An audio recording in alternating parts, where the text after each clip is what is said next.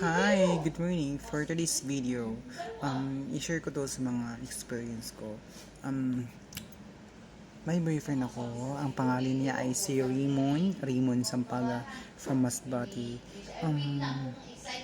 Ito kasi na-experience ko na namula nung kami, happy naman ako pero sometimes may mga tampuhan kami tulad ng mga sinasabi ng kapatid niya na hindi maganda, tapos ito pa si Kail na may sinasabi din hindi maganda, pero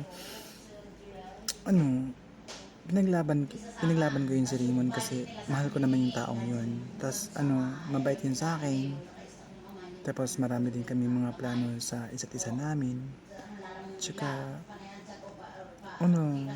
doon ako nasaktan na doon ako nasaktan na umalis siya bigla.